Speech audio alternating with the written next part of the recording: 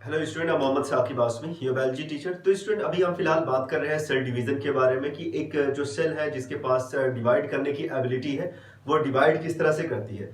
तो इसमें already 4-5 lecture मैं प्लेलिस्ट में डाल चुका हूँ, और उसके बाद जो हम पढ़ रहे हैं आज मैं कैरियोकाइनेसिस के एक स्टेज के बारे में, या फिर जब न्यूक्लियस, एक सेल का न्यूक्लियस डिवाइड होता है जिसको हम कैरियोकाइनेसिस बोलते हैं, तो उस टाइम पे किस तरह से एक न्यूक्लियस दो न्यूक्लियस में चेंज होता है और कितने स्टेप में चेंज होता है, हम उनके बारे में बात करेंगे। उसमें से एक स्टेप है प्रोफेज, जिसके बारे में हमें आज समझना है। ओके, तो मैं पूरे अभी तक मैंने जो कुछ भी पढ़ा है उसको एक बार रिकॉल करते हुए हम आगे की तरफ बढ़ते हैं। तो सबसे पहले मैं बता दे रहा हूँ कि जितनी भी सेल होती है, स्पेशली हमारी बॉडी में, प्लांट बॉडी में जो भी सेल होती है, उसमें से बहुत सारी सेल ऐसी होती है जिनके पास डिवाइड करने की एबिलिटी होती है, और जो अपने आप को डिवाइड कर, जो कि बहुत जरूरी है रिप्रोडक्शन के लिए एंड बॉडी ग्रोथ के लिए बहुत जरूरी है।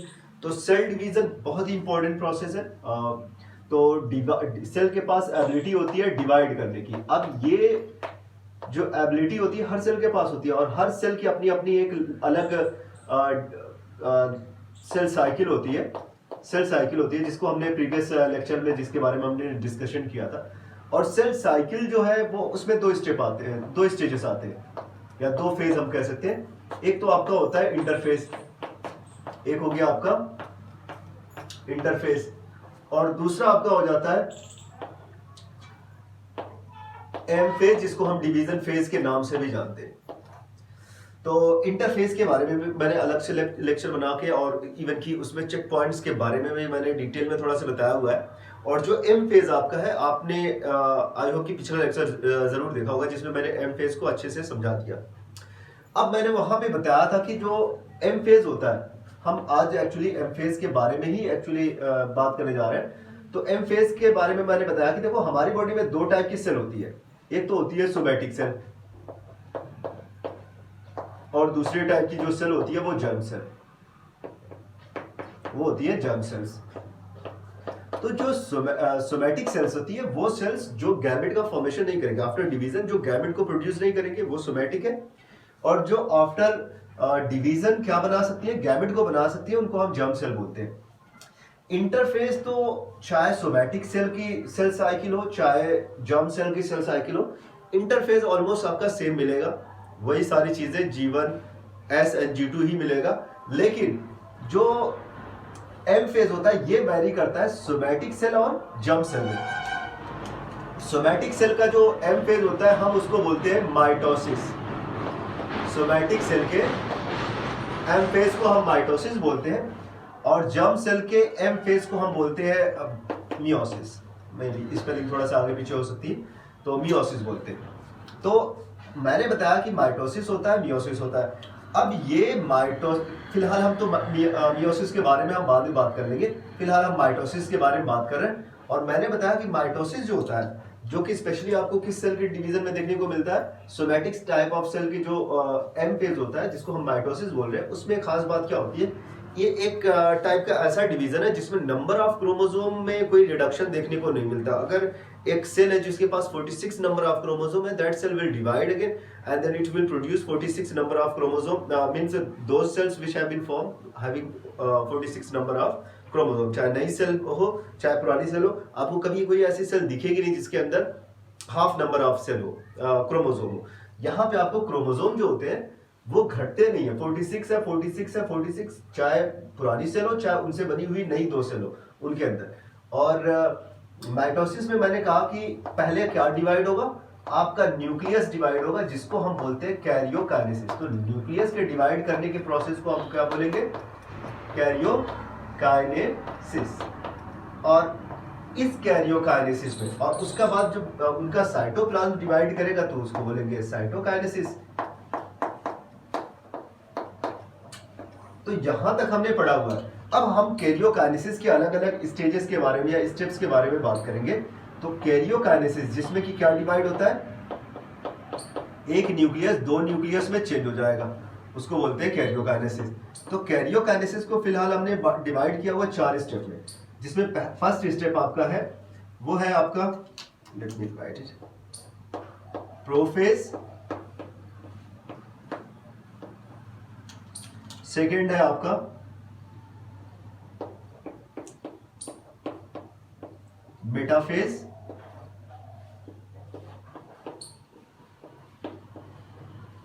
Anaphase and telophase. तो इसमें से हम आज प्रोफेज के बारे में बात करेंगे। हमें बस ये समझना है कि जो एक सेल है जिसके पास सिंगल न्यूक्लियस है, जब ये डिवाइड करने के लिए जाता है, इसका एम फेज स्टार्ट होता है, तो पहले एक से कितने न्यूक्लियस में चेंज होता है? 2 न्यूक्लियस में चेंज होता है। तो बस इसी को समझना है। और 1 से 2 न्यूक्लियस में चेंज होते टाइम यहाँ पे 4 स्टेजेस आती है, 4 स्टेप आते हैं, prophase, metaphase, anaphase and telophase. इसको एक सीक्वेंस में याद रखने के लिए, आगे पीछे ना हो उसको याद रखने के लिए, एक बड़ी पुरानी ट्रिक है, मैंने भी पढ़ा हुआ था, यूट्यूब पे ही कहीं पे देखा हुआ था, किसी यूट्यूबर ने या फिर टीचर ने बताया हुआ था कि उसको आप सिंपल सा याद कर सकते हैं पुराना मैट से, एक पुरानी चटाई से। तो प्रोफेज, मेटाफेज, एनाफेज, टेलोफेज एक सिंपल सी ट्रिक है जिससे आप इनके सीक्वेंस को मेमोराइज कर सकते हैं, आपको ज्यादा दिमाग लगाने की जरूरत नहीं पड़ेगी, कैरियोकाइनेसिस की स्पेशली। तो हम साइटोकाइनेसिस में ज्यादा ये सब करना नहीं है, तो कैरियोकाइनेसिस का आप ऐसे याद कर सकते हैं। तो प्रोफेज फर्स्ट है, जो प्रोफेज ये फर्स्ट स्टेप है किसका? कैरियोकाइनेसिस का। अब इसमें कुछ चीजें बड़ी इंपॉर्टेंट होती है। देखो, एक सेल है जिसका इंटरफेज हो चुका है। इंटरफेज का मतलब G1 हुआ, S हुआ, G2 हुआ, वहां पे सारे प्रोटीन बन गए, सारे जितना डीएनए और आपके जीन थे वो सारे डुप्लीकेट हो गए, सारी चीजें डबल हो गई। अब सारा काम हो चुका है, जितने सेल ऑर्गेनेल की जरूरत थी वो भी डबल हो चुके हैं, साइटोप्लाज्म भी डबल हो चुका है, सारी चीजें डबल हो चुकी है। अब सेल अपने आप को डिवाइड करने के लिए जाएगी, तो सबसे पहले क्या डिवाइड होगा? सबसे पहले उनका न्यूक्लियस डिवाइड होगा, और जब न्यूक्लियस डिवाइड होगा तो पहली स्टेज आएगी आपकी प्रोफेज की। एक सेल है, इसमें कुछ चीजें स्टार्ट होती है, मैं आपको सिंपल सा, एक ये उसका न्यूक्लियस है, और इनके न्यूक्लियस के अंदर आपका एक थ्रेड लाइक स्ट्रक्चर पाया जा रहा है, जिसके बारे में आपने पहले भी पढ़ा होगा, I will tell you about it. और दूसरी चीज है, बहुत ही इंपॉर्टेंट सेल ऑर्गेनेल है यहाँ पे, जिसके बारे में हमें बात करनी है, और उस सेल ऑर्गेनेल का नाम है centrosome. So centrosome is one of the most important cell organelle which play very important role during the cell division. So cell division के टाइम पे सेंट्रोसोम का इंपॉर्टेंस बहुत ज्यादा बढ़ जाता है। ओके, उसको हम आराम से समझेंगे। पहले हम शुरुआत करते हैं इनके न्यूक्लियस से। देखो, स्टार्टिंग में दो आपके एनसीईआरटी ने 2 डायग्राम बना के रखे हुए, एक प्रोफेज का अर्ली प्रोफेज होगा, अर्ली प्रोफेज, एंड एक ऐसे ही डायग्राम, सेम डायग्राम उसने बनाया हुआ है,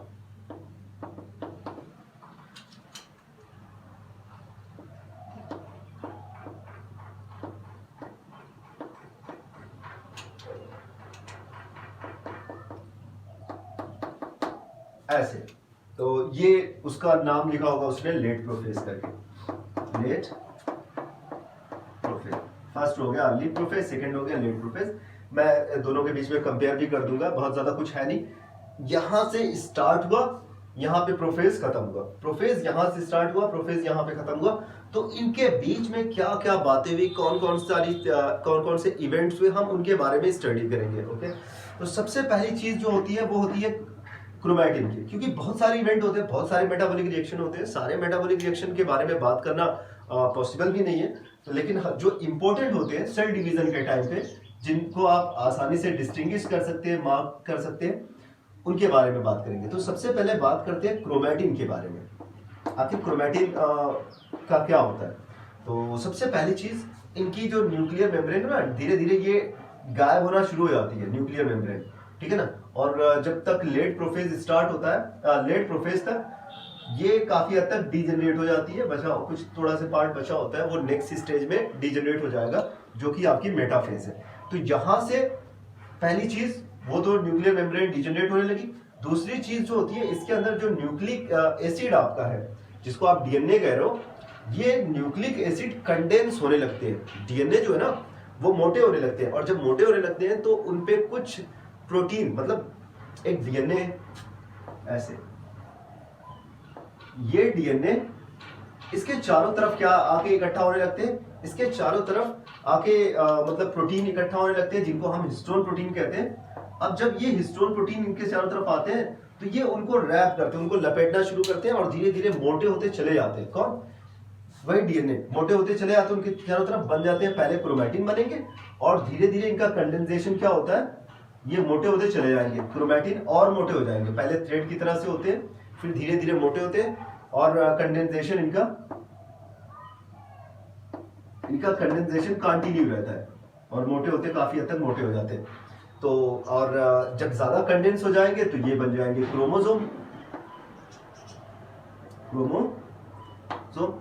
और क्रोमोसोम ऐसा क्रोमोसोम बनते हैं जिनके पास 2 सिस्टर क्रोमैटिड होता है।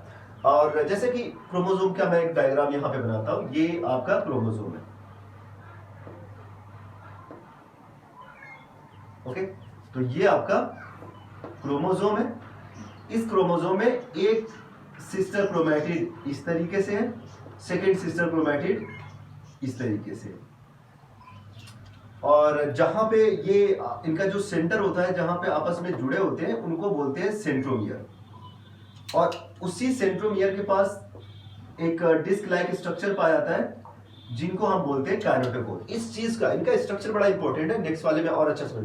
तो ये कंडेंस होते हैं और क्रोमोसोम की फॉर्म में आ जाते हैं, बट हाईली कंडेंस नहीं होते। हाईली कंडेंस कब होंगे? नेक्स्ट वाले स्टेज में, मेटाफेज में, जिसके बारे में हम आगे बात करेंगे अभी। तो ये क्रोमैटिन जो है ना क्रोमोसोम में बदल गया, बट हाईली कंडेंस क्रोमोसोम नहीं होता। ये यहां से यहां तक हुआ ऐसा, उसके बारे में बात कर रहे हैं। क्रोमोसोम में चेंज हो गए। और अगर कहीं पे कंफ्यूजन है क्रोमैटिन को लेके, तो याद रखें क्रोमैटिन कुछ और नहीं है, डीएनए प्लस हिस्टोन प्रोटीन का कॉम्बिनेशन है। और वही जब और ज्यादा कंडेंस हो जाएंगे, और ज्यादा हिस्टोन प्रोटीन आ जाएंगे, और थोड़ा सा मोटा हो जाएगा, तो आपका क्या हो जाएगा? क्रोमोसोम की फॉर्म में आ जाएगा। वही सेम चीज है, ओके। तो क्रोमोसोम का कंडेंसेशन ये एक इंपॉर्टेंट इवेंट यहाँ पे होता है। दूसरी चीज यहाँ पे आप देखिए सेंट्रोजोम। सेंट्रोजोम पहले होता है एक्चुअली, जब एक नई सेल बनती है ना, तो उनके अंदर नंबर ऑफ सेंट्रोजोम जो होते हैं वो होते हैं 1। लेकिन जब इंटरफेज में जहां पे डीएनए डबल होता है, जिसके बारे में हम जानते हैं कि वो एस फेज है जिसमें डीएनए डबल होता है इंटरफेस के, तो वहां पे सेंट्रोजोम भी 1 से कितने हो जाते हैं? 2 हो जाते हैं, 1 to 2 में ये कन्वर्ट हो जाते हैं। और मतलब एक सेंट्रोजोम में पहले एक सेंट्रियोल था, अब कितने सेंट्रियोल हो गए? 2 सेंट्रियोल हो गए। और ये डुप्लीकेशन कब हुआ? इंटरफेस के एस फेज में। अब इसमें से एक सेंट्रियोल वहीं पे रहेगा, दूसरा धीरे धीरे मूव करता चला आता है। तो सेंट्रियोल क्या करता है? जो आपका सेंट्रोजोम जो आपका है वो डबल सेंट्रियोल है, सेंट्रोजोम। इसमें आपके 2 सेंट्रियोल है, 2 centriole, and one of them start to move toward the different pole। एक उसमें से वहीं पे रहता है, दूसरा मूव करते करते करते करते कहां पे आता है? अपोजिट पोल पे आ जाता है। One move toward opposite pole. एक वहीं पे, दूसरा दूसरे पोल पे आ गया। तीसरी चीज जो यहाँ पे इंपॉर्टेंट चीज है वो क्या क्या होती है? वो कुछ और भी इवेंट्स होते हैं। सबसे पहले आपने पढ़ा क्रोमैटिन के बारे में, क्रोमैटिन के साथ क्या हुआ? दूसरा सेंट्रोजोम के बारे में, सेंट्रोजोम के साथ क्या हुआ? और तीसरी चीज यहाँ पे सेल के पास और भी सेल ऑर्गेनेल है, जैसे गोल्जी बॉडी है, एंडोप्लाज्मिक रेटिकुलम है, उसके अलावा न्यूक्लियस के अंदर न्यूक्लियोलस है, और न्यूक्लियर मेम्ब्रेन भी आपको दिख रही है। तो आपका जो गोल्जी बॉडीज है, गोल्जी बॉडीज है, endoplasmic reticulum, nucleolus, nuclear membrane, these membrane almost have been disappeared, this membrane and rest cell organelle like nucleolus, Golgi bodies and plasmic reticulum, ये सारी चीजें धीरे धीरे क्या हो गई? डिसअपियर हो गई। ओके, तो ये इतने सारे 3 इंपॉर्टेंट इवेंट याद रखें। फर्स्ट क्रोमैटिन का कंडेंसेशन, सेकंड सेंट्रोजोम में से एक सेंट्रियोल का वहीं पे रहना, सेकंड सेंट्रियोल का मूव करना toward the opposite pole, and third is disappearing of Golgi bodies, endoplasmic reticulum, nucleolus and nuclear membrane। ये हालांकि न्यूक्लियर मेम्ब्रेन अभी पूरी तरह से डिसअपियर नहीं हुआ है, बाकी सारे चीजें यहाँ पे डिसअपियर हो गई है, न्यूक्लियर मेम्ब्रेन नहीं हुआ। न्यूक्लियर मेम्ब्रेन मेटाफेज की स्टार्टिंग में ये डिसअपियर हो जाता है।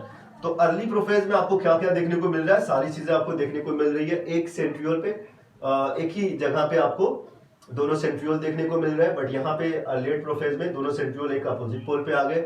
इसकी मेम्ब्रेन कंप्लीट है, इसकी मेम्ब्रेन काफ़ी हद तक डिजेनरेट हो गई है। इसका क्रोमैटिन जो इसके जो न्यूक्लिक एसिड है वो अभी उतना कंडेंस नहीं है, बट ये कंडेंस होकर क्रोमोसोम में चेंज हो गए हैं।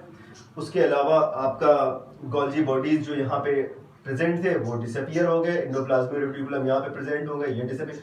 तो ये कुछ डिफरेंसेस है early prophase and let prophase के बीच में। तो आप डिफरेंसेस को भी जरूर पढ़ें, क्योंकि कभी कभी क्वेश्चन जो है ना वो इसी तरह से बना के दे देता है कि early prophase and let prophase में से कौन सा डिफरेंस है इसमें, या फिर उसने ऑप्शन करके दे रखे हो, तो थोड़ा सा कंफ्यूज करने के लिए इस तरह से क्वेश्चन बना देता है।